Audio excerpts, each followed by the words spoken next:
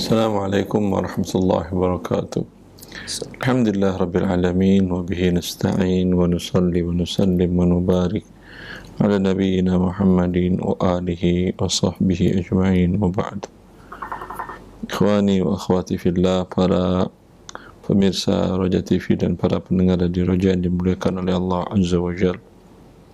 Kembali kita membahas pembahasan muamalat dari kitab Syarah Umdatul Fiqh yang syarih Profesor Dr.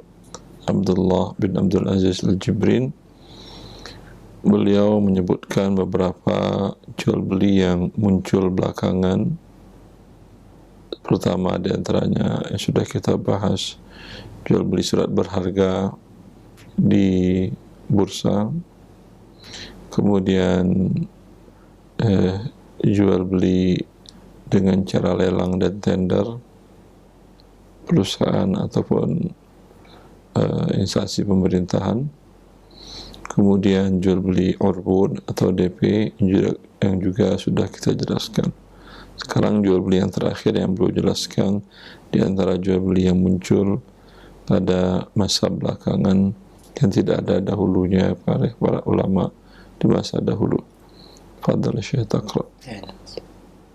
قال الشاعر رحمه الله حفظه الله تعالى: البيع الرابع بيع إصدار بطاقات التجارية والبنكية، وهذه البطاقات أنواع متعددة، ومن أهمها أولا ما يسمى بطاقة التوفير، وهي بطاقة تصدرها مؤسسة بعد اتفاقها مع مجموعات من المحلات التجارية أو مع بعض الفنادق ونحوها، أن من يحمل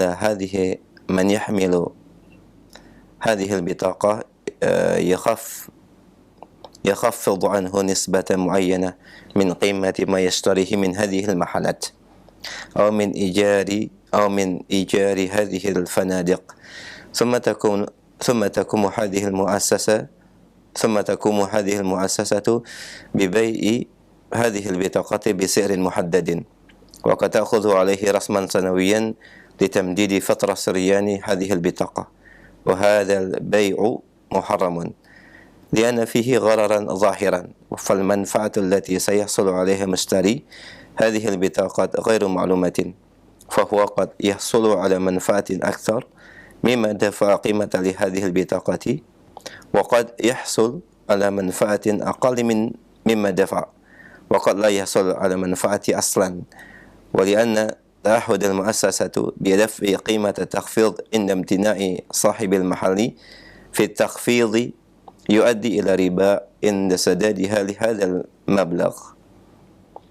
Kemudian yang keempat, jual beli yang keempat, yaitu produk kartu yang dikeluarkan oleh bank untuk perdagangan. Kartu yang dikeluarkan oleh badan-badan usaha niaga ataupun lembaga keuangan. Ya. Dan kartu-kartu ini ada beberapa bentuknya. Di antaranya adalah yang disebut dengan yang pertama bitaqatut taufir, yaitu kartu diskon. Ini dikeluarkan oleh muassasah atau lembaga yayasan setelah adanya kesepakatan dengan sejumlah mahallat tijariyah, yaitu pertokoan atau tempat perniagaan, atau kesepakatan dengan beberapa atau sebagian hotel atau yang semisalnya, di mana seseorang yang membawa kartu ini akan diberikan pengurangan harga secara tertentu dari nilai yang dia beli dari tempat produk atau penjualan dari tempat beberapa toko, atau mendapatkan pengurangan manakala dia menyewa hotel. Lalu kemudian lembaga keuangan ini menjual toko diskon ini dengan harga tertentu dan ta'khudhu alaihi rasman sanawiyan litamdidi fatrah sariyan hadhil bitaqah. Bagaimana? Jual beli yang keempat yaitu jual beli dan penerbitan beberapa jenis kartu. Ada yang kartu niaga, ada yang kartu diterbitkan oleh lembaga keuangan. Nah. Di antaranya yang pertama dijelaskan oleh syarih, kartu diskon atau bitaqa taufir, yaitu kartu yang diterbitkan oleh suatu badan usaha setelah sebelumnya dia membuat kesepakatan dengan beberapa pertokoan, beberapa supermarket, minimarket dan seterusnya, atau dengan hotel dan tempat konvensi dan lain-lainnya. Apa bunyi kesepakatannya? Kalau ada orang bawa kartu dari kami, umpamanya perusahaan Taufir. Kalau ada orang bawa kartu dari kami Taufir ini, kamu bisa gesek juga di sana. Ada ada magnetiknya, kartunya bisa dibaca ID-nya supaya nggak ketipu kami. Tolong kamu berikan diskon. Ya, dia buat kesepakatan. Ya, bagi toko, bagi supermarket, minimarket dan hotel atau bahkan maskapai penerbangan, ya mereka oke-oke aja. Mungkin diberikan diskon 5%, 7%. Ya. Seperti itu. Maka kemudian setelah dia membuat kesepakatan dengan beberapa badan usaha tadi, mereka menerbitkan kartu itu, kemudian mereka jual dengan harga tertentu. Umpamanya kartunya harganya 500.000 atau 1 juta. Terkadang kartunya tidak berbayar, tapi ada biaya member, dan membernya mahal. Umpamanya membernya setahun 1 juta, ya, atau 200.000. Ya, kalau hanya penggantian kartu, paling harga kartu 5, seperti kartu e-money, kartu e-tol itu palingan 10.000, kartunya 8.000 bahkan juga bisa. Ya, yang punya kartu yang ada magnetiknya, bisa menyimpan data. Ya. Kalau cuma harga segitu tidak ada masalah. Tapi kalau harganya kartu membernya 200.000, ya, kemudian selama 1 tahun bisa diperpanjang bila telah berakhir, ya, untuk bisa digunakan kembali. Ini apa hukum kartu diskon seperti ini? Ya, ini kata syarih, wa hadzal bai'u muharramun. Jual beli kartu ini hukumnya haram. Kenapa haram? Karena kata beliau mengandung unsur gharar yang zahir. Ghararnya jelas. Gharar artinya ketidakjelasan dalam akad jual beli. Mana ghararnya? Manfaat dari menggunakan dari kartu tadi yang nanti akan digunakan, akan didapatkan oleh pengguna kartu ini tidak jelas. Sekarang dia sudah bayar, umpamanya anggap kalau kartu gratis uang keikutsertaan 200.000, ya. Kalau dia belanja di toko X segala macam, ya, bisa jadi dapat diskon, bisa jadi ada diskon itu bukan yang barang yang dia inginkan. Berarti kan tidak jelas. Bisa jadi yang dapat diskon itu barang yang mahal, ya, sehingga diskon hanya 10%. Kalau pembawa kartu normal harganya tidak ada diskon. Kalau dia dapat diskon 10%, ya, maka pemilik kartu untung. Ketika tidak ada diskon barang yang diinginkan, ada diskon tapi barangnya tidak yang dia inginkan, ya, maka atau ada diskon tapi kecil dan barangnya pun barang yang murah, berarti si pemilik kartu, si pemegang kartu dirugikan. Ya, inilah di sini muncul ghararnya, karena itu hukumnya diharamkan. Terkadang karena pihak penerbit kartu ini sudah menerima uang dan berkomitmen untuk memberikan diskon, ketika tidak ada diskon sama sekali, ya, membawa kartu ini ke sini nggak ada diskon, kemudian dia membuatkan program diskon, kan malu-maluin dia. Dia tadi mungkin bisa membuat kesepakatan dari awal, bisa, tapi terjadi pandemi umpamanya segala macam, sehingga keuntungan bagi penjual pun sedikit, mereka tidak bisa memberikan diskon seperti di awal lagi. Sedangkan si penerbit kartu sudah komitmen memberikan diskon, maka tetap dia berikan diskon, tetapi si penerbit kartu yang bayarin. Nah, ini bisa mengantarkan kepada riba. Dia bayar uang umpamanya 1 juta, kemudian dapat manfaat diskon tadi itu mungkin dapat 1,5 juta. Berarti kan tukar uang dengan uang, dan ini termasuk riba. Ya. Bagaimana kalau kartu diskon ini kan banyak jenis. Kadang di sebagian tempat belanja mereka menerbitkan kartu diskon juga. Ya. Ada yang tidak berbayar atau hanya membayar senilai harga kartu seperti tadi 8.000 atau 10.000, ya. Atau yang bisa mendapatkan kartu tadi kalau belanja di atas angka sekian rupiah, di atas nominal sekian rupiah. Berarti ini kartu berbayar atau tidak? Gratis kan ya? Ya.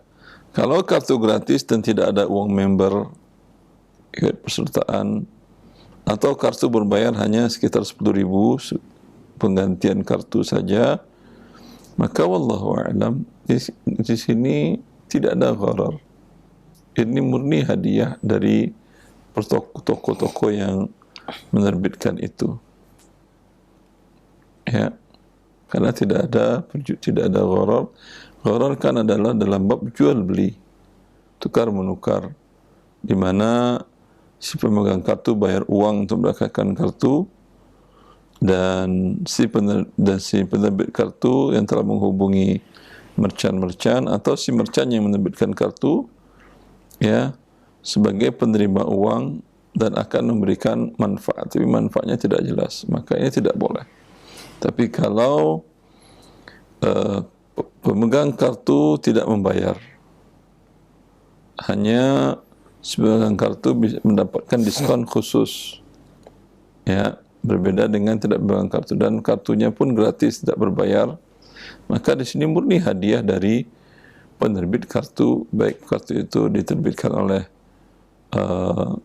toko atau supermarket atau minimarket dan seterusnya, ya. Dan juga tidak ada ribanya. Ketika umpamanya dia tidak ada diskon kemudian dia bayarkan, di sini tidak ada ribanya. Ya. Begitu juga masuk dalam hal seperti ini banyak kartu yang lain. Seperti kartu debit, walaupun kalau dari bank syariah, dari bank konvensional jelas haram. Kalau dari bank syariah, itu akadnya adalah qard, pemberian, yang penabung adalah pemberi pinjaman. Dia mendapatkan kartunya tidak ada masalah, kartu debitnya, karena dia dipotong, bukan mendapatkan keuntungan. Tapi terkadang ada promo yang dilakukan oleh bank syariah ini, pemegang kartu ini belanja di sini dapat diskon, atau beli tiket pesawat ini dapat diskon, atau nginep di hotel ini dapat diskon, atau di bandara masuk long gratis, padahal pada umumnya berbayar. Ini sama juga dengan kartu diskon tadi, penggunaannya seperti ini. Lihat, ini muncul dari siapa? diskonnya. Kalau diskonnya itu memang betul dari si merchant tadi, tidak ada masalah. Umpamanya pihak bank lembaga keuangan syariah tadi datang kepada XXXX, toko-toko Y dan segala macam, tolong berikan potongan kepada khusus kepada pemegang kartu debit kami. Bisa? Oh ya bisa Pak, cuma tapi tidak besar, paling 5%. Ya silahkan. Yang ini bisa 2%, itu 3%, terserah. Long bandara 100%, tapi kalau 100% kayaknya tidak mungkin. Ya. Rumah makan gratis 100%, ya tidak mungkin juga. Maka kalau seperti itu tidak ada masalah. Tapi kalau umpamanya seperti kasus long bandara atau rumah makan tertentu gratis makan di sana, bila menunjukkan kartu debit tadi, ini yakin pihak bank yang membayarkannya, baik selisihnya atau seluruhannya. Kalau gratis di long bandara berarti ya long bandara kan bisnis, dia dagang, nggak mungkin dia gratiskan, tentu rugi dia. Kalau berarti ini bank syariahnya yang bayarin. Nanti setelah ada beberapa, umpamanya satu hari ini ada 200 pelanggan yang datang ke long bandara tadi, ya, kemudian bank long bandara menagihkan biayanya ke bank syariah. Berarti kalau seperti ini, si pemegang kartu debit mendapatkan manfaat dari pihak bank syariah, penerbit kartu, yang itu akadnya adalah pinjaman, di mana nasabah meminjamkan uang kepada pihak bank dalam bentuk uang yang di-store ke tabungannya, ya. Maka pemberi pinjaman yang mendapatkan manfaat dari penerima pinjaman adalah riba. Qad jarra manfaatan, qad yang mendapatkan manfaat.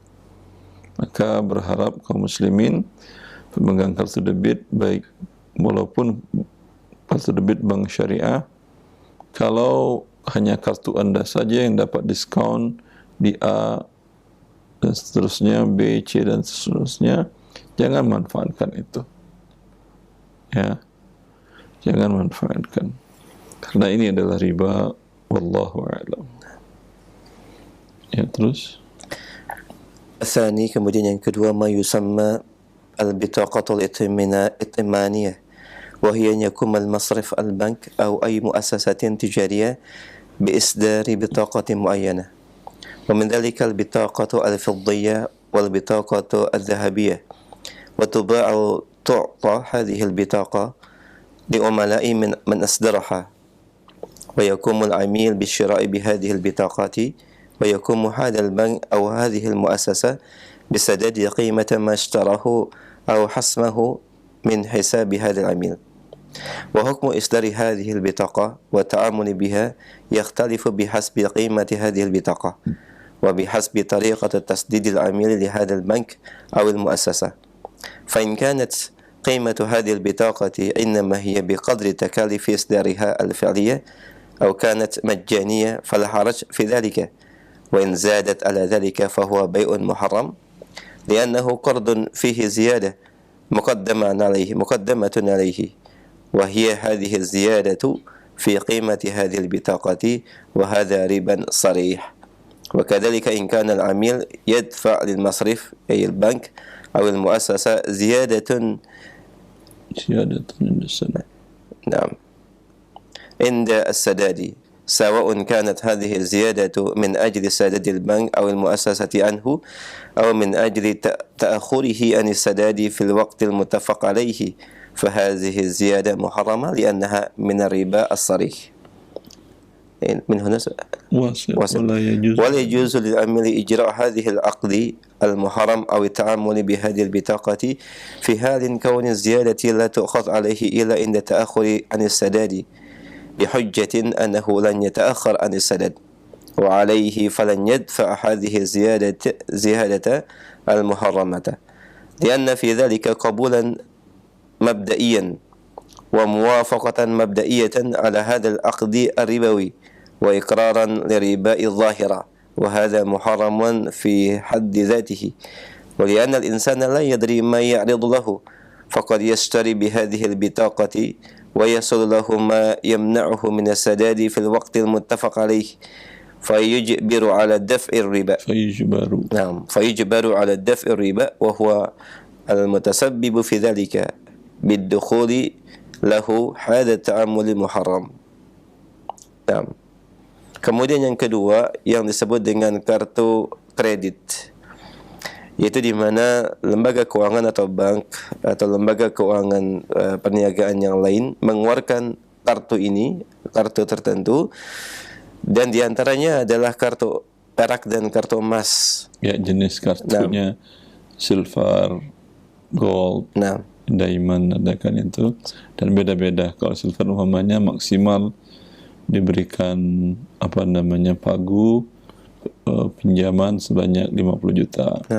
Kalau emas umpamanya 100, kalau diamond umpamanya 200 juta umpamanya. Masya Allah. Dan kartu ini dijual atau diberikan kepada nasabah yang lembaga yang mengeluarkannya. Dan nasabah membeli kartu ini dan kemudian dia membeli barang menggunakan kartu ini. Ya, belanja, beli emas, beli kebutuhan furniture rumahnya, beli buku, beli lab, beli gadget dan yang lainnya pakai kartu ini. Berarti ini siapa yang membayarkan? Wa yaqumu hadzal bank wasil. Wa yaqumu hadzal bank atau hadhihi al-muassasati hadhihi al-muassasatu bisadadi qimat mashtarahu. Dan bank atau lembaga keuangan yaitu bertindak untuk memenuhi atau menunaikan pembayaran dari barang yang dibelinya atau menambahkan dari dalam rekening atau dipotong dari rekening nasabah. Artinya dia belanja pakai kartu kredit tadi. Itu siapa yang membayarkan? Apakah nasabah? Bank. Yang bayarkan adalah pihak bank penerbit kartu. Tapi ada juga, wallahu alam, di Indonesia saya tidak tahu ada apa tidak.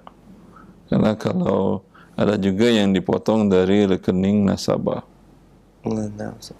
Kalau potong rekening nasabah satu, nanti yang ketiga yaitu kartu debit. Ya. Di luar mungkin ada. Dan hukum mengeluarkan kartu kredit ini atau bermuamalah dengannya berbeda sesuai dengan nilai daripada kartu dan sesuai dengan metode atau cara tasdidil amil li hadzal bank awil muassasah. Cara pembayaran nasabah kepada bank atau lembaga keuangannya. Maka apabila nilai dari kartu ini dibayarkan sesuai dengan beban yang dikeluarkan oleh nasabah atau gratis, tidak ada masalah dalam hal ini. Akan tapi apabila ada penambahan, maka ini merupakan jual beli yang diharamkan. Lanjut. Karena ini merupakan pinjaman yang ada penambahan di awal, dan tentunya pinjaman dan penambahan ini dari nilai harga kartu, dan ini merupakan riba yang jelas sangat. Terus. Wa kadzalika in kana amil, dan demikian juga apabila nasabah membayarkan kepada lembaga keuangan atau bank yaitu tambahan pada saat atau ketika pembayaran. Nah, baik penambahan ini yaitu min ajli sadadil bank awil muassasati anhu, untuk bank atau lembaga keuangan atau dengan tujuan adanya keterlambatan, denda keterlambatan pada saat pembayaran pada waktu yang telah disepakati, maka penambahan ini merupakan haram, hukumnya haram karena ini merupakan riba yang jelas riba. Dan tidak diperbolehkan bagi nasabah untuk berakad dengan akad muharam dan bermuamalah dengan kartu ini pada kondisi az-ziyadah la tu'khadh alaihi inda ta'akhuri, adanya denda penambahan pada saat pembayaran. Tidak boleh dia menerbitkan kartu bila ada persyaratan denda, keterlambatan perlunasan pembayaran. Apa? Bihujjah annahu lan yata'akhkhar an sadad, dan berhujjah bahwasanya dia tidak akan membayarkan dengan terlambat. Ya, banyak orang seperti itu. Nah, Boleh ambil kartu kredit, insya Allah saya tidak akan terlambat. Tapi di situ kan ada persyaratan yang tanda tanganin. Iya, tapi saya nggak terlambat membayarnya, insya Allah enggak. Saya juga mau beli rumah, mau beli kendaraan roda 4, ya. Boleh apa tidak kalau ada denda keterlambatannya, dan saya tidak akan terlambat. Ya. nah, Apa jawabannya? lianna fi dzalika qabulan mabda'iyan, dan jawabannya karena sesungguhnya ini adalah merupakan qabulan mabda'iyan, yaitu penerimaan di awal. Ya. Nah, Maka ini tidak boleh. sah. Wala yajuz di atasnya kan tidak boleh. Kenapa? Ketika kamu setuju dengan persyaratan denda tadi, berarti secara dari awal saja kamu sudah setuju riba. Nah, Dan setuju di awal atas akad riba ini. Terus dan ikraran, dan juga ikraran li riba zahiran, yaitu pengakuan terhadap riba yang tertulis secara riba zahir. yang jelas. Ini riba jelas kau ikrar setuju. Nah, Wahada, dan ini merupakan perkara yang diharamkan secara zatnya. ini saja sudah haram. Masalah nanti kamu terlambat atau tidak itu masalah yang kedua. Ayolah. Ya, kan banyak orang-orang berhujah seperti ini. Banyak dan banyak. Karena sesungguhnya manusia tidak ada yang mengetahui apa yang akan dihadapinya ke depannya.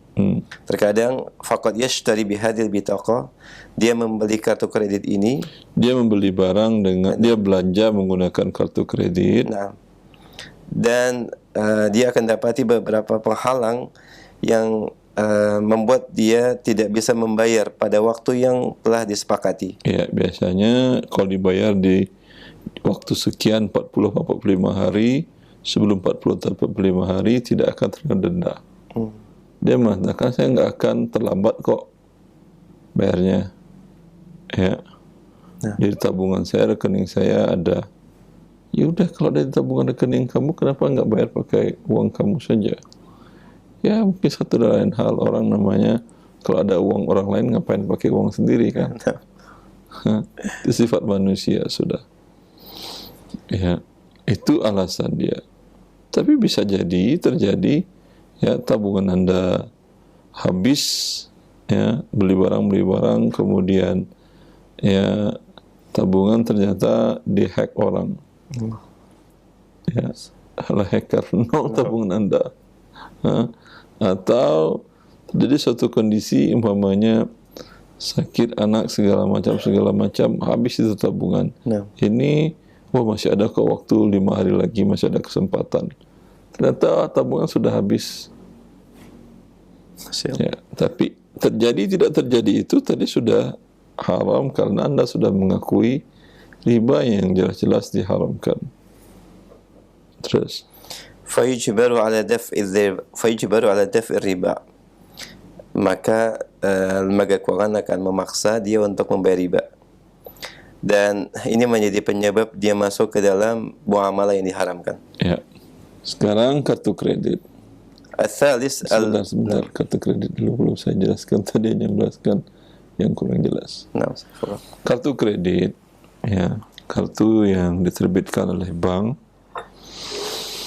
Bisa Anda gunakan kartu tersebut untuk berbelanja barang atau jasa tanpa berkurang uang Anda. Berarti ini pakai uang siapa? Uang penerbit kartu tadi. Umumnya adalah lembaga keuangan, tapi di beberapa negara juga ada kartu itu diterbitkan oleh pihak bukan bank. Seperti kartu ada Visa. Satu lagi apa namanya? Mastercard. Mastercard itu bukan lembaga keuangan. Ya. Ya, tapi ketika itu ada di kartu kredit Anda, berarti dia sudah bergabung dengan pihak Mastercard itu. Maka ketika untuk bisa mendapatkannya dibayar di awal, Anda bayar uang untuk penerbitannya. Ya. Bila harga kartu ini lebih mahal daripada biaya real untuk penerbitan kartu, di sini sudah terjadi riba. Masya Allah. Nah, Ya. Kenapa terjadi riba? Karena ini dapat ribanya malah di awal. Ya, harga kartu tadi 10.000, kita anggap ini lebih canggih, pemainnya data-datanya lebih safety dan segala macam. Anggaplah harga kartunya 50.000. Nah. Tapi untuk penerbitannya Anda bayar umpamanya 500.000 rupiah. Ya. Adapun umpamanya kan ada biaya studi kelayakan segala macam, anggaplah 50.000, berarti 100.000. Kalau penerbitannya 500.000, ya, atau namakan juga dengan annual fee, biaya tahunannya 500.000 umpamanya, berarti ada 400.000, selisih 400.000. Selisih ini buat apa? Tidak ada keuntungan, laba buat kami. Tapi laba yang didapatkan di awal dengan akad pinjaman.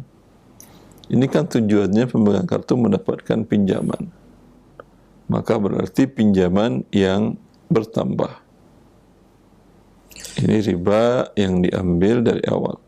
Kalau kartunya gratis atau memang biaya annual fee-nya real, tidak ada pertambahan.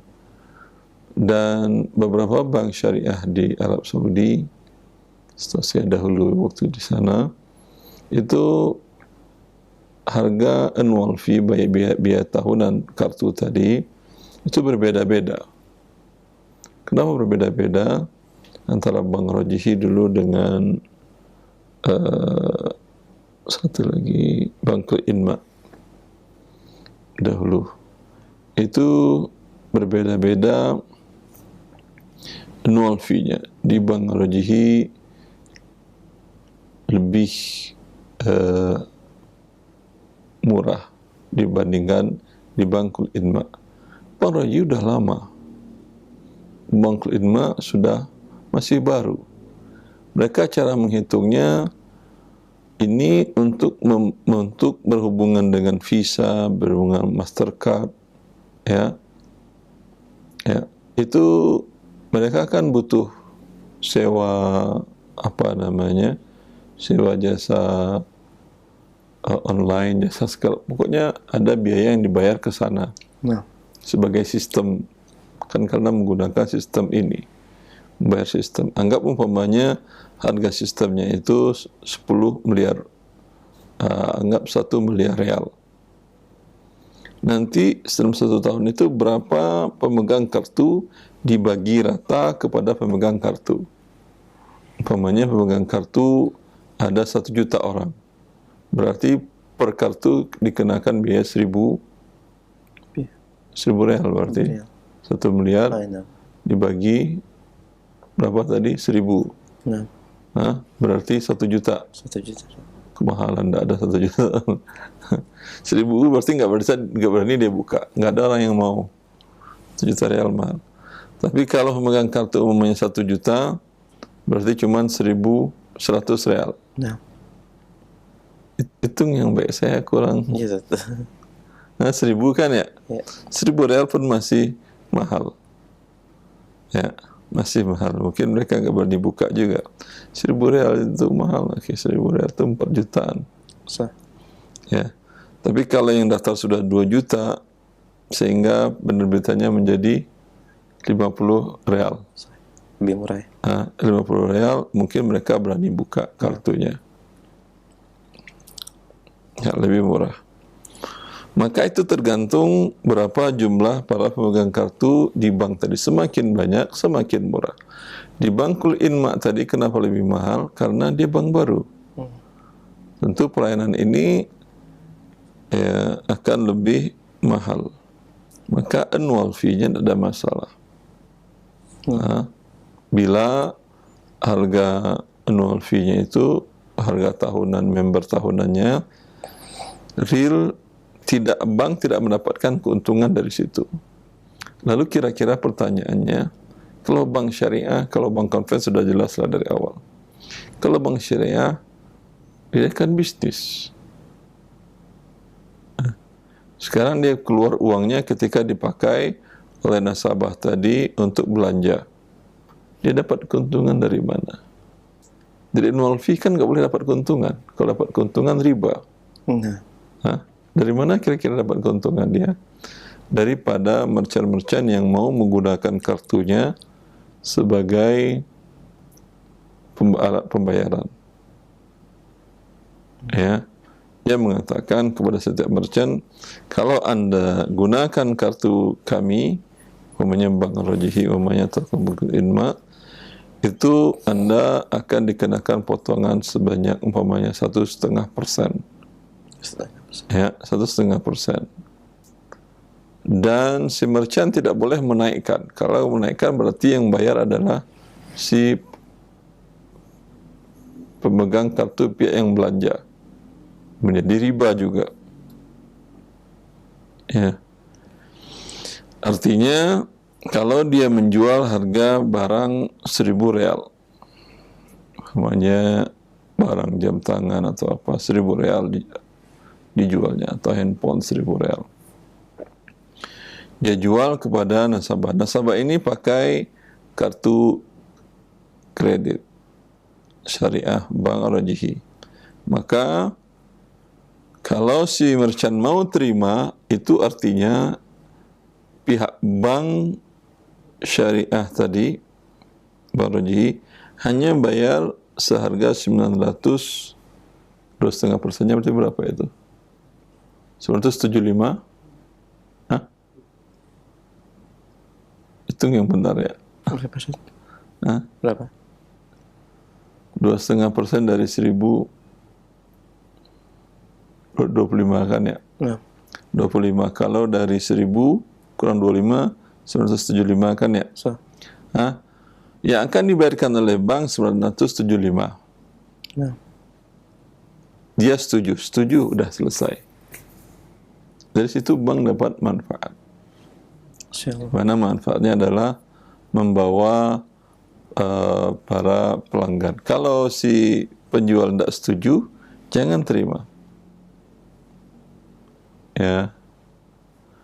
Makanya terkadang kalau orang bayar kartu kredit, si merchant, si pedagang menawarkan, Pak, kalau pakai kartu kredit kami tambahkan ya. Ya. Kalau dia tambahkan menjadi riba. Kalau umpamanya yang tak ditambahkan, kemudian pemegang kartu setuju, itu menjadi riba. Kenapa menjadi riba? Pertambahan yang akan dibayarkan nanti oleh si merchant kepada bank itu dari yang pemegang kartu si peminjam.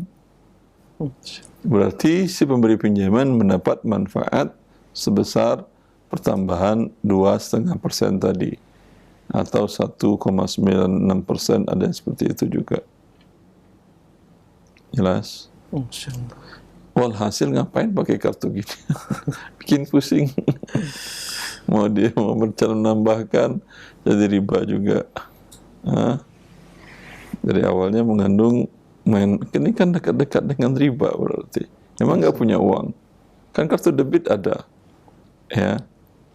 Ngapain pakai kartu hutang tadi? Maka Allah Ta'ala alam, itu kebiasaan manusia seperti yang kita katakan tadi. Manusia walaupun kaya raya, dia nggak ingin uangnya keluar sebesar pun juga, pakai uang orang dahulu. Maka Anda lihat para pengusaha-pengusaha besar, walaupun asetnya banyak, kalau dia membuat usaha baru atau apa, dia akan menggunakan uang orang lain, menggunakan uang bank, uang segala macam. Ya. Beda dengan prinsip kita sebagai pribadi seorang muslim, uang kita ada. Ya, harusnya Anda katakan ketika saya beberapa kali tawarkan kartu kredit bank syariah, saya katakan alhamdulillah uang saya ada, nggak perlu minjam uang orang lain. Tapi masalahnya terkadang ini menjadi masalah, dan ini masalah mereka sengaja buat, pihak-pihak pemegang dana yang kuat tadi. Di beberapa tempat, beberapa merchant, Anda tidak bisa menggunakan transaksi pakai kartu debit. Hanya menggunakan kartu kredit. Anda bayar pakai uang pun terkadang mereka tidak mau. Subhanallah. Ya. Alasan dari si pemilik usaha ya masuk akal juga. Ya, apa? Karena kalau dengan sistem kartu kredit tadi, dia sudah masuk ke rekeningnya mereka langsung, tidak akan dimanipulasi oleh si pegawainya yang berada di kasir. Allah Ta'ala mengenai alasan ini, tapi kita diarahkan oleh mereka untuk mendapatkan kartu tadi. Maka bagaimana kita yang orang sebagai manusia biasa? Kalau itu kan tidak banyak di atas dunia ini yang tidak mau pembayaran dengan uang tunai. Bukan tidak mau dengan uang ya. Kalau tidak mau dengan uang mereka juga bermasalah. Tidak mau dengan pembayaran uang tunai, maunya dengan kartu kredit. Ya kan tidak banyak. Seperti Indonesia kan hampir-hampir ada. Tidak tahu sih hotel-hotel bintang 5, tidak tahu, mungkin ada. Tapi umumnya kita belanja di mana-mana, mereka terima. Uang tunai terima, kartu debit terima. Wallahu ta'ala alam, wallahu ta'ala alam. Berarti tidak ada kebutuhan mendesak untuk itu. Kecuali Anda ada tugas perusahaan atau ingin ada hajah kebutuhan anak kuliah di suatu negeri, ya. Dan di sana itu untuk menginap di hotel harus pakai kartu kredit, tidak menerima ya dengan kartu debit dan uang tunai, ya. Jadi baru ada unsur hajah kebutuhan, ya. Kalau sekedar untuk berdagang, ada beberapa penyedia jasa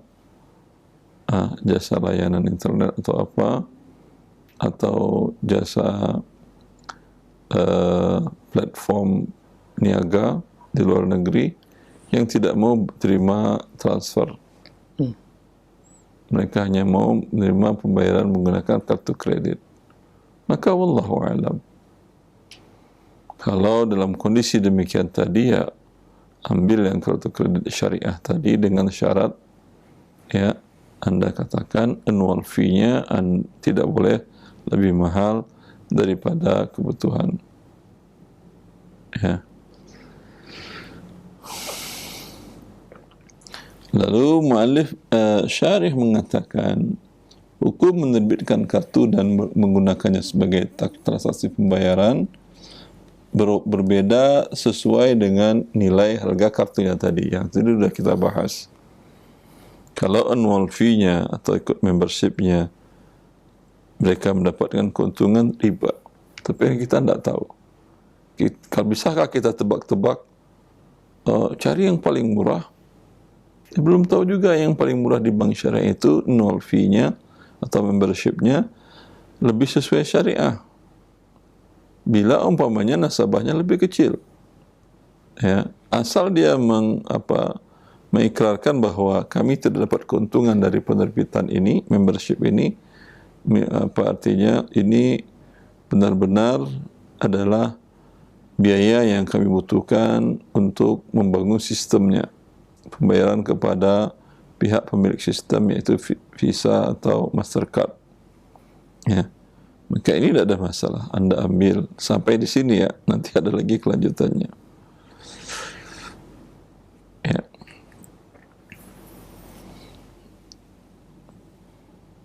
وكذلك إن كان العميل يدفع للمصرف المؤسسة زيادة. Dan yang kedua yang jadi masalah riba, kalau pemegang kartu kredit bank syariah tadi ketika terlambat pembayarannya atau dia bayar di awal berlebih, kan ada yang bentuknya kartu kredit itu ketika Anda tarik tunai itu langsung dikenakan pertambahan. Kenapa langsung dikenakan pertambahan? Karena mereka nggak dapat untung. Kalau Anda belanja barang, dia dapat untung dari merchant. Nah, ya, mereka tidak dapat untung, itu langsung mereka kenakan pertambahan. Tidak tahu saya di bank syariah ada atau tidak. Kalau di bank syariah tarik tunai ada pertambahan juga, berarti namanya riba. Kalau di bank konven pasti ada kalau tarik tunai menggunakan kartu kredit, walaupun di ATM mereka. أو من أجل تأخر عن السداد في الوقت المتفق عليه فهذه الزيادة محرمة لأنها من الربا الصريح.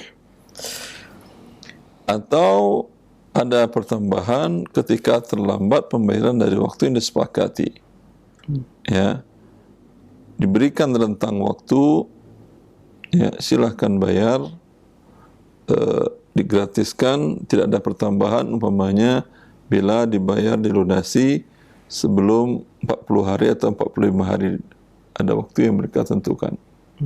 Kalau dilunasi sebelum itu tidak ada pertambahan. Kalau lewat dari itu ada pertambahan.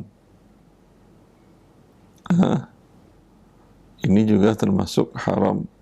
Ini riba pertambahan yang diharamkan dan riba sore. Ya, itu tadi alasannya. Nah, bagaimana kalau saya nggak bakal terlambat kok?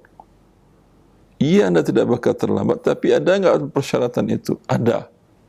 Kalau ada yang tidak boleh. Saya nggak bakal terlambat, walaupun tidak terlambat. Itu yang tadi dijelaskan oleh muallif tadi. Saya tidak tahu apakah realnya di Bank Syariah Indonesia untuk kartu kreditnya, apakah ada denda keterlambatan atau tidak.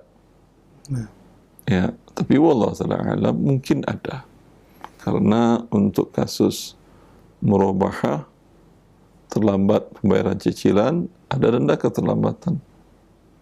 Ya, bila ada denda keterlambatan, ini termasuk riba yang jelas. Ya, kalau tidak ada keterlambatan seperti tadi, dari mana bank mendapatkan keuntungan? Ya, sudah kita jelaskan tadi. Dapatkan keuntungan dari merchant. Ya. Ketika umpamanya kartu tadi digunakan untuk tarik tunai, kalau Anda tanyakan di persyaratannya, bila digunakan tarik tunai ada pertambahan, maka ini juga tidak boleh. Saya tidak akan tarik tunai, sama aja dengan tadi, saya tidak akan terlambat. Minta dihilangkan persyaratan itu. Bila masih ada, berarti tidak boleh. Termasuk haram, termasuk masih haram. Kalau butuh, lihat kondisi kebutuhan Anda sejauh mana. Ya. Cukup, Ustaz? Cukup, Ustaz. Ya, kartu yang ketiga ke depan aja. Insyaallah. Alhamdulillah. Jazakallah khair, kami sampaikan pada Al-Ustaz Rawandi Tirmidzi hafizahullah ta'ala telah memberikan syarah dan juga penjelasan terkait dengan beberapa produk kartu yang diterbitkan oleh lembaga keuangan dan bagaimana unsur riba yang ada di dalamnya. Kita akan berikan kesempatan untuk bersoal jawab bagi Anda yang ingin memperdalam pembahasan secara khusus dalam bab ini. Silakan. Halo. Silakan, sudah masuk? Ya, halo, silakan. Assalamualaikum warahmatullahi wabarakatuh. Waalaikumsalam warahmatullahi wabarakatuh. Dengan siapa, akhi, di mana? Dengan Rizal, Ustaz, di Jakarta. Baik, Rizal, silakan pertanyaannya. Ustaz, selain ada kami ada bisnis yang lain, salah satunya menjual hijab untuk wanita ya, Ustaz ya. Kemudian kami pernah memasang iklan hijab tersebut dengan menggunakan sosok akhwat yang wajahnya itu terlihat jelas di iklan gitu ya, entah itu iklan di media sosial ataupun dimanapun. Nah, ini bagaimana hukumnya, Ustadz? Kemudian apa yang harus saya lakukan? Baik, itu saja ya pertanyaannya. Jazakallah khair, Akhir Rizal. Kita akan simak jawabannya. Nah. Assalamualaikum warahmatullahi wabarakatuh. Waalaikumsalam warahmatullahi wabarakatuh. Fitrah seorang laki-laki yang baik, ya tentu dia tidak ingin istrinya dipamer-pamer, semua orang melihat istrinya, ya, wajahnya dan seterusnya. Maka sebagaimana seorang laki-laki yang tidak mau melakukan demikian, orang juga tidak mau. Itu enggak istri saya, Ustaz. Ya, itu tidak anak saya, Ustaz. Ya, orang lain juga tidak mau.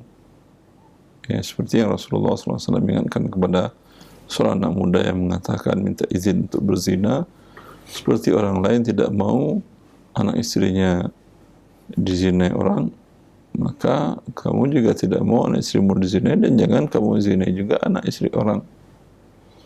Seperti Anda juga tidak mau istri Anda dan anak-anak Anda dan ibu Anda dipampang-pampang wajahnya hanya untuk melariskan barang dagangan oleh orang lain, Anda juga tidak mau, orang lain juga tidak mau anak istrinya Anda sewa, Anda endorse, Anda bayar untuk melariskan barang dagangan Anda tadi. Itu dari satu sisi. Dari sisi lain, ya, iklan yang seperti itu biasanya membuat orang berpikir tidak jernih. Ya. Ya. Kalau yang menampilkan para figur di masyarakat. Kenapa berpikir tidak jernih? Ya iya, yang diinginkannya bukan barangnya, figurnya. Wah, ini mah figur saya, ya. Maka apapun yang dipakainya dia beli. Bagus tidak bagus dia beli. Yang si figur tadi dia hanya 10 menit saja pakai itu, setelah itu dia mungkin gak pernah pakai lagi sampai mati. Ya. Maka ini merusak cara berpikir orang terhadap belanja. Jadi membodohi masyarakat namanya. Nah, kalau mau iklan tanpa orang, iklankanlah barang Anda. Banyak dalam iklan hal yang tidak berhubungan dengan wanita-wanita juga. Iklan barang alat kerja untuk laki-laki, pria, traktor, alat berat, alat untuk cangkul segala macam. Itu iklannya wanita cantik. Gak bakal wanita itu bawa traktor juga, bawa bus juga jarang-jarang. Ya, tapi kenapa wanita cantik? Tujuannya, bila orang melihat figur wanita cantik tersebut, itu kalau laki-laki lihat wanita cantik, akalnya turun. Berpikirnya tidak realistis lagi. Ya. Maka ini merusak di tengah masyarakat. Ya. Kalau iklankan saja barang Anda tanpa ada wanita. Wallahu a'lam. Nah, Ustaz, jazakallah khair atas penjelasan dan jawabannya. Demikian Rizal, semoga menjadi jawaban yang bermanfaat. Pertanyaan beliau, apa yang sekarang dia lakukan? Nah, Ustaz, ya. solusinya. Di take down yang sudah ada, kemudian buat iklan yang tanpa menampilkan wanita. Sahih. Barangnya saja ditampilkan, kan bisa dipasangkan. Nanti nggak kelihatan Ustaz bentuknya seperti apa. Kan bisa dipasangkan ke manikin itu apa, boneka yang itu, sehingga kelihatan barangnya itu seperti apa ketika dipakai. Nah, maka itu solusinya, dan yang jelas bertaubat kepada Allah Azza wa Jalla. Masya Allah, demikian Rizal tambahan nasihat dan solusi yang diberikan oleh Ustaz, dan semoga menjadi lebih berkah usahanya. Barakallahu fiik. Kita berikan kesempatan berikutnya, masih di line telepon. Kita angkat kembali. Halo, silakan, sudah masuk. Iya, silakan. Halo, assalamualaikum Ustaz. Waalaikumsalam warahmatullahi wabarakatuh. Dengan siapa, akhi, di mana? Dengan Jamal, lagi di perjalanan. Silakan, akhi Jamal. Iya, Afan mau tanya, jadi anak pernah jual rumah itu tahun 2019 dengan harga 1,95 miliar. Nah, setelah DP pertama turun sebesar 1 miliar, dia berjanji 6 bulan untuk melunasi sisanya yang 950 juta. Nah, tapi anak tunggu sampai 1 tahun, 2 tahun, 3 tahun, bahkan sampai sekarang belum melunasi sisanya. Ana sempat nanya gitu kan, ini kalau saya jual lagi gimana, nanti saya kembalikan duitnya. Dia nggak mau gitu. Nah, kira-kira solusinya gimana dan apa hak sebenarnya dari saya, Ustaz? Mohon Sebentar. Gimana, Ustaz? Yang terjadi bunyi akadnya antara dia dengan Anda dengan dia seperti apa? Jadi pertama kali akad, deal dengan harga 1,95. Saya bayar DP-nya hari ini atau besok sebesar 1 miliar. Nah, dia bayar tuh Ustaz 1 miliar. Bentar. Sisanya kapan? Sisanya dia berjanji 6 bulan setelah DP pertama dibayar. Setelah itu tidak ada lagi persyaratan yang lain, kalau gini, kalau itu, kalau ini, kalau itu, tidak ada? Nggak ada Ustaz, nggak ada Ustaz. Tidak ada. Itu yang omongan tadi tercatat di atas materai? nggak tercatat di atas materai, enggak. Tidak tercatat. Yang menjadi uruf itu pembahasan kita pekan lalu, tentang pembahasan DP atau urbun. Yang menjadi uruf itu hilang uangnya. Ini sudah berapa tahun? 2 tahun? Hampir 3 tahun lebih, Ustaz. Hampir 3 tahun. Ini udah Anda jualkan ke pihak lain, ya. Kalau laku umpamanya 2 miliar atau lebih, ya Anda nggak nyaman juga, ya kasih aja uang 1 miliar lagi ke dia. Oh. Berarti secara syariat duit yang 1 miliarnya itu hangus apa gimana, Ustaz? Hangus boleh untuk Anda. Oh gitu. Oh ya udah deh, Ustaz, kalau gitu terima kasih. Ya, cuman Anda mungkin terima uang kalau Anda yang bayar 1 miliar hilang gara-gara terlambat tadi, nyaman nggak kira-kira? Enggak, saya sih niat mau mengembalikan. Iya, udah itu yang saya maksud. Soalnya awal itu, Ustaz, saya udah 1 tahun dia nggak bayar itu, anak nanya kan gitu. Ini saya jual aja ya, nanti duitnya saya kembalikan. Nggak mau dia, Ustaz. Nggak mau kan. Terus tahun berikutnya saya tetap begitu juga, dia juga nggak mau, Ustaz. Nggak apa-apa, dia nggak mau nggak apa-apa. Nggak apa-apa. Karena fisiknya belum Anda serahkan ke dia kan ya? Belum, surat-surat belum. Iya. Berarti baik secara syariah maupun secara legal dia tidak punya kekuatan apa-apa. Berarti kalau misalkan Anda jual ke pihak lain, kalau harganya lebih tinggi dari penawaran Anda ke dia, kembalikan uangnya dia. Kalau ada selisih umpamanya cuman terjual murah gitu, Ustaz, jualnya misalkan sekarang kan lagi susah nih jual. Iya, anggap terjual umpamanya lebih murah 1,7. Iya. Anda potonglah 250, berarti berapa? 250 kan ya? Iya, 250. Anda potong 250, kembalikan 250. Oke. Ya udah, Ustaz. Afwan, makasih banyak, Ustaz. Allah barik. Kasiran, Ustaz. Ya. Nah, jazakallah khair, akhi, barakallah fiik, dan semoga Allah berikan kemudahan dan solusi yang terbaik. Baik, kita berikan kesempatan berikutnya, masih di line telepon. Baik, kita angkat kembali. Halo. Silakan, sudah masuk. Silakan. Assalamualaikum, Ustaz. Naam. Assalamualaikum warahmatullahi. Dengan siapa di mana? Saya Bukhari di Lampung, Pak Ustaz. Pak Bukhari? Iya, di Lampung. Baik, silakan. Pertanyaannya, Pak. Tempat saya kan kalau jual padi kan setiap 1 kintal dipotong 2 kilo sama tengkulaknya. Gimana hukumnya, Ustaz? Anda jual ke siapa? Ke tengkulak, pedagang. Lalu dia potong 2 kilo setiap per kintal. Imbalan apa yang 2 kilo itu? Ya, waktu intinya dapat 100 kilo, nimbang, dipotong 2 kilo gitu, Ustaz.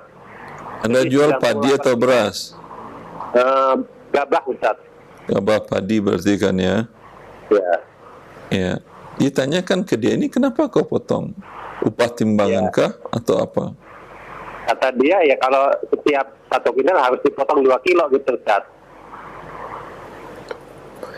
Iya, kata dia itu kenapa dia potong? Anda setuju? Kalau setuju tidak ada masalah.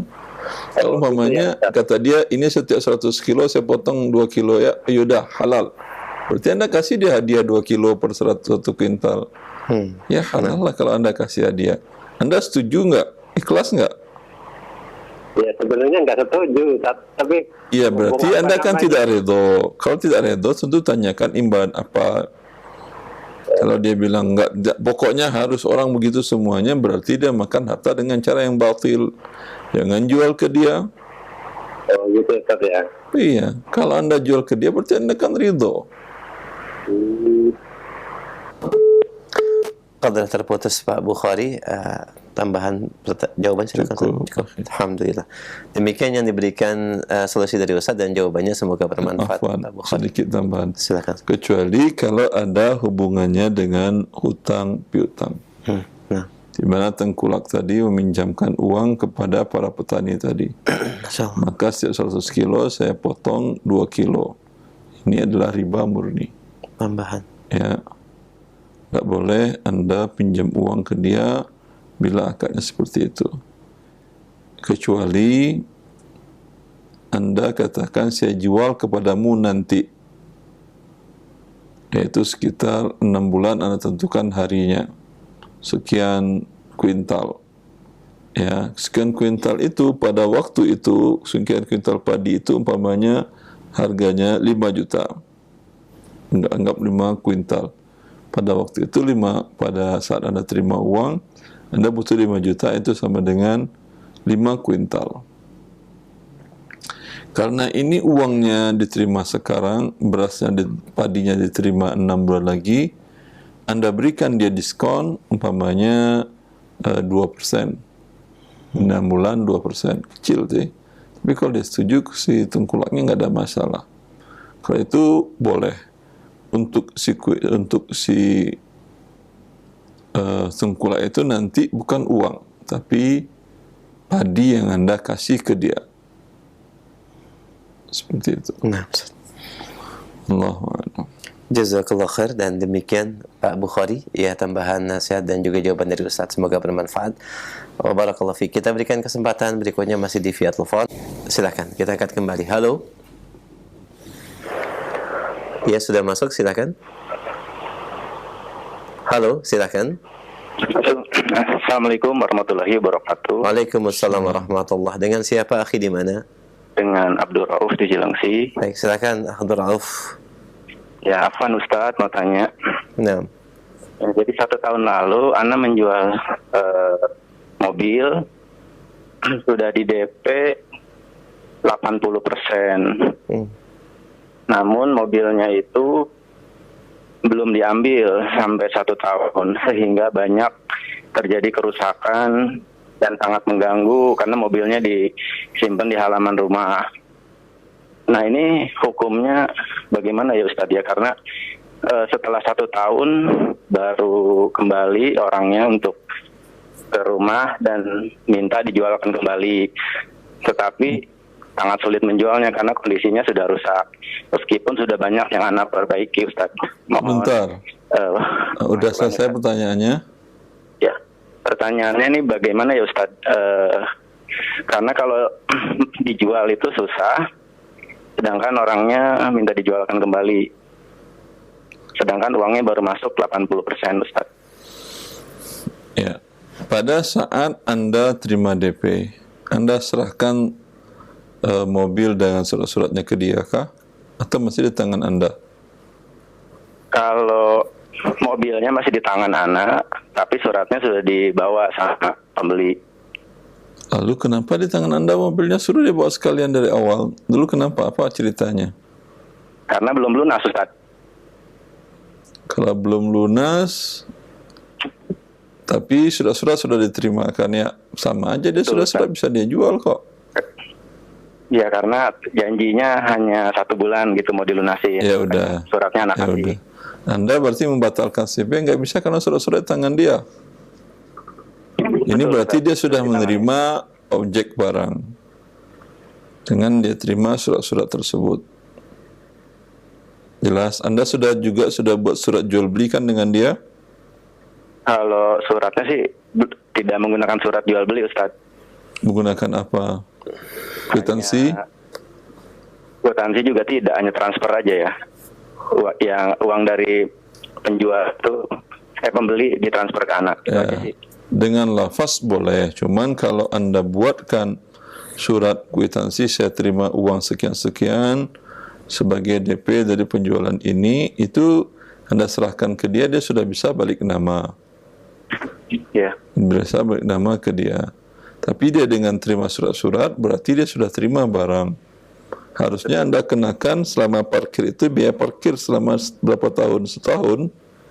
1 tahun lebih. Iya, dan minta biaya parkir setahun. Banyak sekali kalau dihitung seperti itu, Ustaz. Ya udah, terserah Anda. Kalau Anda mau ikhlaskan, terserah Anda. Kan Anda tadi terganggu. Iya, betul. Iya kan terganggu, kan minta biaya parkir di mana-mana. Iya, parkirnya di halaman rumah. Iya. Lewat. Minta ke dia. Ya udah, saya jualin, kata Anda.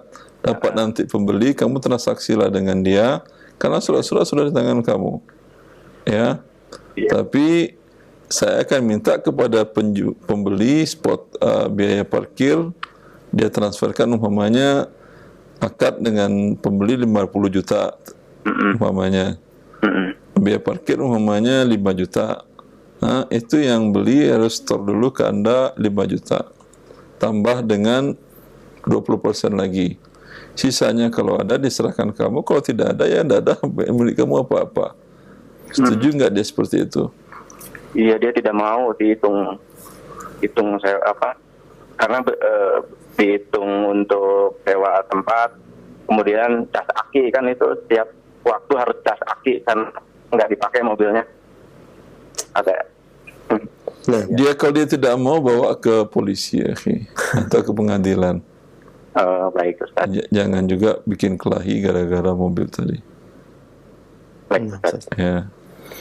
Demikian akhi, ya kemudian insyaallah ya. Nah, barakallahu fiik wa jazakallahu khair, dan semoga Allah berikan kemudahan ya terkait dengan permasalahan kendaraannya dan ada solusi yang terbaik. Kita berikan kesempatan kembali sebelum kami angkat dari chat WhatsApp. Baik, halo.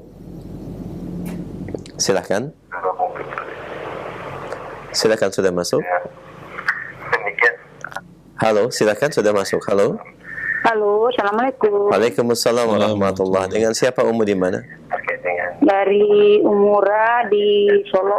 Umura, mohon maaf, dikecilkan dulu volume suara TV atau radionya, dimatikan saja, ada feedback. Baik, cukup monitor via telepon saja. Baik, Umura, silahkan pertanyaannya. Pertanyaannya begini. Seorang anak bekerja di sebuah kantor jauh dari kampungnya.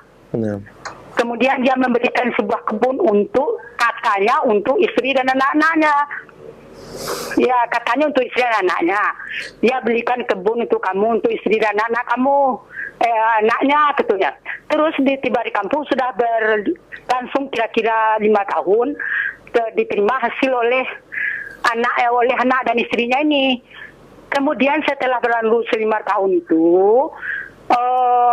orang tuanya yang laki-laki ini menjual kebun tadi. Katanya jual aja lah, dijual lah sama orang tua laki-lakinya. Terus ditanyakan sama istrinya, kok dijual katanya, tapi untuknya saya dan anak-anak deh. Kan apa orang tua saya menjual? Kan untuk orang tua saya, kan saya dan harta saya kan milik orang tua saya, katanya kepada istrinya. Nah, bagaimana kira hukumnya itu, Ustaz? Itu yang ditanyakan. Boleh Ibu jika si suami tadi memberikan nafkah kepada anak dan istrinya selain dari lahan tadi, dan bila juga lahan tadi belum serah terima kepada anak istrinya. Kalau sudah serah terima tidak bisa lagi, karena itu menjadi harta anak istri, bukan harta si anak, bukan harta si suami tadi. Dikasih sama anak istrinya ini. Sudah dikasih, sudah balik nama atau belum? Oh, belum. Memang atas namanya ini gitu. Istri. Dia masih belum dibalik nama kan, terus dijual sama orang tuanya. Sebentar, pelan-pelan. Ya, itu yang beli atas nama istri. Dia mengatakan untuk istri. Surat tanahnya atas nama siapa? Belum diserah, masih sama dia yang laki-laki baru, tapi katanya ya untuk udah. anak dan istrinya. Sebentar, masih suratnya masih atas nama suami. Nah, betul. Iya, ya terserah bapaknya mau jualin boleh. Oh, boleh dikasih sama orang tuanya, halal itu? Boleh, orang tuanya ngambil, bukan ngasih. Iya. Oh, gitu. Oh, jadi nggak ada percuma aja. Tapi kalau atas kalau dia ngasih ke orang tuanya ya nggak boleh. Tadi udah karena dia ingin tadi untuk anak istrinya. Tapi kalau orang tuanya ngambil, silahkan. Oh, gitu. Lalu kalau arus, berarti kalau dia memberikan untuk anak dan istrinya, harus atas nama orang tuanya, harus atas nama istrinya ini, baru nggak boleh diambil, gitu. Iya. Kalau sudah balik nama, berarti kan itu bukan harta anaknya. Kalau bapaknya ngambil, gimana caranya ngambil? Berarti dia ngerampas harta orang lain. Cukup jelas ya, Umu? Berarti nggak atas nama berarti dia bukan milik anak dan menantu. Berarti iya udah ya, paham ya. Ya, Tampaknya dia tahu dia. Cukup jelas semua insyaallah jawaban dari Ustadz. Demikian yang disampaikan dan semoga bermanfaat. Jazakallah khair. Kita angkat pertanyaan berikutnya Ustadz dari pesan WhatsApp. Assalamualaikum warahmatullahi wabarakatuh. Assalamualaikum. Sebuah yayasan telah menunjuk kontraktor untuk membangun masjid dengan membuat kesepakatan kontrak kerja termasuk biaya, waktu dan spesifikasinya Ustadz. Dan menjelang akhir kontrak, kontraktor menyampaikan terjadi kesalahan perhitungan untuk biaya pengecoran saat pengajuan RAB awal sehingga merugi sekitar 51 juta dan mengajukan permohonan penyesuaian RAB tambahan sebesar 51 juta. Kontraktor menyadari kesalahan perhitungan dan yayasan juga sudah melakukan konfirmasi kepada pihak ketiga bahwa perhitungan tersebut memang terjadi kesalahan. Pertanyaannya Ustaz, apakah pihak yayasan harus membayar kekurangan tersebut dan bagaimana solusi menurut syar'i? Wallahu alam, dia sudah sepakat dengan angka sekian dari awal. Kalau sudah sepakat dan dia memenuhi, tidak ada masalah. Tapi ini masalahnya masjid milik pribadi.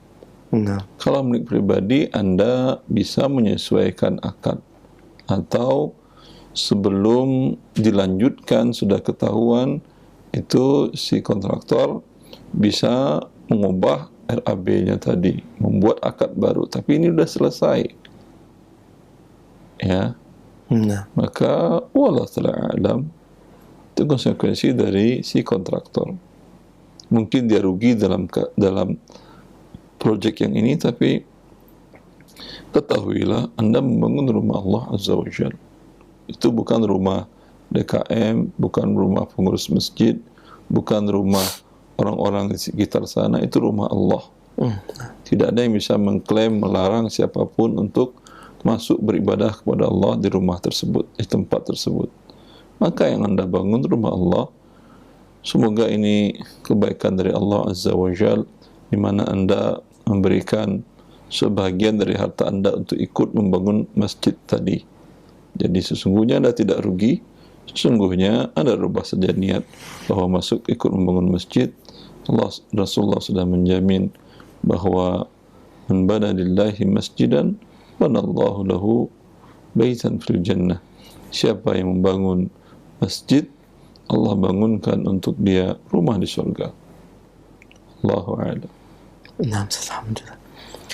Jazakallah khair atas jawaban dan penjelasannya. Demikian yang bertanya dan semoga ini bermanfaat dan menjadi pencerahan terhadap permasalahan yang dihadapi. Kami angkat kembali pertanyaan berikutnya. Assalamualaikum warahmatullahi wabarakatuh. Assalamualaikum. Ya terkait dengan terkait dengan kartu kredit Ustaz, apabila saya sudah menggunakan kartu kredit dan memang terdapat beberapa pembiayaan yang sebelumnya saya tidak ketahui dan baru mengetahui hukum terkait dengan hukum ribanya, dan ini merupakan kartu kredit di bank konvensional. Bagaimanakah solusi dan taubat yang harus saya lakukan? Jazakallahu khair. Ya, bayar kalau dah pembayaran tidak ada tunggakan, kartu kreditnya sudah tidak ada hutang Anda, tutup secepatnya. Ya. Karena selagi itu masih ada belum ditutup, berarti riba masih terjadi. Wallahu a'lam. Nah, jazakallah khair. Demikian pendengar yang bertanya, barakallahu fiik. Kemudian kami angkat kembali pertanyaan berikutnya. Assalamualaikum warahmatullahi wabarakatuh Ustaz. Salam. Saya memiliki atau mempunyai usaha jadi vendor di PT dan PT ini mencari barang. Karena saya vendor resmi, mereka minta tolong kepada saya supaya kwitansi dari saya dan saya diberikan fee 10%. Bagaimana hukumnya Ustaz? Enggak paham saya. Kwitansi dari saya, kwitansi kemana? Kwitansi dari pembelian barang dan diberikan penambahan fee 10% dari jumlah kwitansinya, harganya tertulis di kwitansi tersebut. wallahu alam. Kalau maksudnya bil murabahah, bahwa setiap barang yang dia beli, yang dia jual kepada penerima barang ini, kepada yang order, ya, itu harus nilai kwitansi tambah 10%. Boleh, itu namanya jual beli murabahah. Tapi kalau untuk pribadi oknum, itu bukan murabahah namanya, itu riswah namanya. Suap maksudnya. Ya, Suap. riswah, pemberi dan penerimanya dalam neraka, diancam Nabi SAW. Masya Allah. Sebenarnya. Baik, jazakallah khair. Demikian pendengar yang bertanya, dan semoga sesuai dengan apa yang ditanyakan dan bisa mungkin dikomunikasikan kembali. Kami angkat kembali pertanyaan berikutnya dari Afif Afif. Dia bertanya, saat ini ayah saya sudah berusia 64 tahun. Bolehkah saya berdiskusi dengan kakak dan adik mengenai pembagian harta warisan, karena kakak dan adik anak masih belum mengetahui tentang pembagian harta warisan. Apakah ini bertentangan, Ustaz? Karena orang tua masih hidup, karena khawatir ada terjadi keributan ke depannya. Jazakallah khair. Allah barik fiik. Setiap ada kajian waris, saya terus mengajarkan kajian waris. Mau meninggal ayah orang tua Anda, mau tidak, ibu meninggal ibu Anda, yang ilmu waris ini ada dalam Al-Quran. Tidak ada hubungannya masalah umur, mau meninggal, mau tidak meninggal. Ini ketentuan ini, ilmu ini ada dalam Al-Quran di surat An-Nisa ayat 10, 11, 12, 13, 14, dan 176. Berarti Anda mempelajari dan memahami masalah Al-Quran. Eksekusinya baru ketika terjadi ada yang wafat, yang Anda bagian dari ahli warisnya. Ya, Anda ajarkanlah adik-adik Anda, kakak-kakak Anda, abang Anda, secara waris dalam Al-Quran tadi, dan sampaikan juga kepada ayah Anda untuk masalah hibah, wasiyah, dan waris tadi. Sehingga ketika terjadi pada waktunya, mereka sudah mengerti. Bisa jadi Anda duluan wafat, tapi mereka sudah mengerti cara pembagian waris. Ya, sehingga mereka pun tidak ribut, dan Anda pun tidak berdosa karena tidak mengajarkan ilmu ini. Bukan tujuannya agar mendapatkan waris Anda, bukan. Tapi mengajarkan ilmu agama Allah Azza wa Jal, bagian dari kitabullah. Alhamdulillah, jazakallah khair, Ustaz.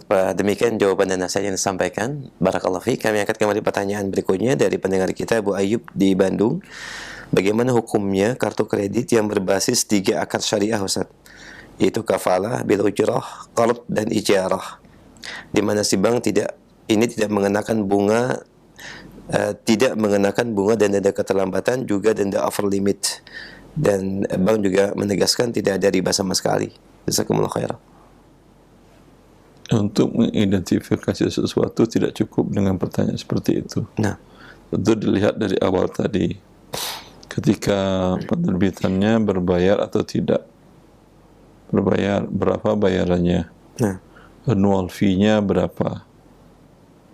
Adakah keuntungan dari bank yang masuk dari itu atau tidak? Itu kan riba di awal. Kemudian ketika tarik tunai ada pertambahan atau tidak. Masalah terlambat tadi yang diceritakan, ada kan masalah keterlambatan tidak ada. Begitu? Tidak ada di sini. Tidak ada, itu tidak ada masalah. Tapi masalah 2 yang di depan, ya, seperti apa? Ya, kalau ditarik tunai itu seperti apa, dan atau seperti yang tadi, annual fee-nya berapa? Dan lebih gampang lagi kalau Anda berani menanyakan apakah bank mendapat keuntungan dari penerbitan kartu dari nasabah. Kalau dia menyebutkan iya dari annual fee, sudah pasti riba. Tapi kalau dia mengatakan kami tidak mengambil 1 sen pun dari nasabah, ya, berarti ini qard dan boleh. Lalu dari mana dia dapat keuntungan? Dari seperti yang tadi saya katakan, dari pihak merchant yang menggunakan kartu itu, yang menerima kartu itu sebagai alat pembayaran. Nah, jazakallahu khair. Demikian pendengar yang bertanya, Bu Ayub, ya, semoga menjadi pencerahan dan menjadi jawaban. Barakallahu fiik. Kami angkat kembali pertanyaan berikutnya. Assalamualaikum warahmatullahi wabarakatuh. Saat apabila ada sebidang tanah sawah, anggap 1000 meter persegi, di mana sawah itu milik satu orang, dia dan pemilik asal ini butuh dana tunai. Niat awalnya pemilik sawah adalah gadai, dan nanti hasilnya diberikan kepada pemberi pinjaman. Namun hutang pokoknya tetap ada. Nah, transaksi ini berpotensi adanya riba. Bagaimana supaya akad pinjam meminjam bisa selamat tanpa adanya riba, Ustaz? Apakah bisa sawah tersebut dimiliki bersama, kemudian dikelola bersama, dan hasilnya dibagi bersama, Ustaz? Tidak bisa, kecuali dia ketika Anda berikan untuk dia mengurangi hutang. Itu boleh. Atau Anda sewakan sawah ke dia selama sekian waktu, sebesar perkiraan berapa uang yang Anda terima, Anda sewakan. Berakhir waktunya, kembali sawah milik Anda. Anda barang dan dari awal milik Anda juga, tapi manfaatnya menjadi milik Anda kembali. Ya. Jazakallahu khair. Demikian dua solusi yang diberikan oleh Ustaz bagi penanya. Barakallahu fiik. Kami angkat kembali pertanyaan berikutnya. Assalamualaikum warahmatullahi wabarakatuh. Ada beberapa pertanyaan yang disampaikan terkait dengan fenomena dan juga pandangan beberapa ahli adanya resesi perekonomian di tahun yang akan datang, Ustaz. Bagaimanakah sikap seorang muslim dalam menghadapinya? Jazakallahu khair. Wallahu a'lam. Allah mengatakan, la takhafu wa la tahzanu, la khafun alaihim wa la hum yahzanun. Orang yang beriman itu, para malaikat mengatakan kepada mereka, kalian enggak perlu takut, tidak perlu bersedih. Dan Allah mensifati dan sifat mulia orang-orang beriman, mereka tidak takut dan tidak bersedih. Tidak takut menghadapi masa esok, tidak bersedih berlarut-larut dalam kesedihan dengan yang telah terjadi dan telah berlalu. Itu sifat utama seorang muslim. Mau resesi kata mereka, mau apa kata mereka, mau kiamat kata mereka, Allah sedang memastikan kiamat. Ya. Dan resesi bukan suatu hal yang kita pernah, negara kita berkali-kali mengalami resesi. Bahkan sebelum resesi pun harga barang naik tinggi, ya, itu lebih dari resesi. Ya. Yang hidup-hidup, yang sukses-sukses, yang bangkrut-bangkrut, yang meninggal-meninggal, tidak ada masalah. Menghadapinya, hadapi dengan ya keimanan dan tawakal kepada Allah. Bila punya harta, tetap didagangkan, jangan disimpan-simpan itu uang. Itu yang menyebabkan resesi. Kalau uang Anda simpan baik di lembaga keuangan atau dalam bentuk emas, itu akan menyebabkan resesi. Tapi kalau uang Anda putar dalam bentuk usaha, dagang, jual beli jasa dengan modal uang tadi, ekonomi itu akan bergerak. Ya. Mau resesi, mau apa, pedagang tetap untung. Ketika naik harganya, pedagang tinggal naikin. Yang repot yang pegang uang. Wah, dulu sudah segini dapat banyak, segini baru segini. Setelah Anda kenapa pegang uang? Kalau Anda putar jadi barang, Anda punya barang, naik juga tuh dia. Ya. Wallahu ta'ala alam. Nah, jazakallah khair. Dan ini merupakan pertanyaan chat WhatsApp yang bisa kami angkat, dan ini menjadi pertanyaan kami terakhir sebagai ikhtitam dan kesimpulan, Ustaz. Ya. Ikhwani wa akhwati fillah. Ya. Seorang mukmin tidak pernah khawatir masalah hidup dan masalah hartanya. Bukankah mereka ketika lahir ke dunia ini tidak pernah nanyakan, ini saya mau lahir ke dunia, sudah ada biaya hidup untuk saya segala macam sampai mau meninggal, ada atau tidak? Kalau enggak, saya enggak jadi keluar nih. Kan enggak pernah. Allah yang sudah menjamin. Anda mau keluar mau tidak, Allah sudah jamin harta untuk Anda. Ya, maka setelah Anda hidup ke dunia, juga Anda tidak pernah ya mengatakan bahwa ada jaminan enggak saya dapat ini. Kalau enggak saya mau mati aja. Tidak ada. Semuanya Anda berikhtiar melakukan ketentuan Allah Azza wa Jalla, memaksimalkan dalam usaha ya, dan yang paling penting adalah mencari yang halal, maka insya Allah Allah akan mudahkan, karena tidak satu pun jiwa yang wafat yang tidak mendapatkan rezekinya, melainkan semuanya telah Allah tentukan. Ya.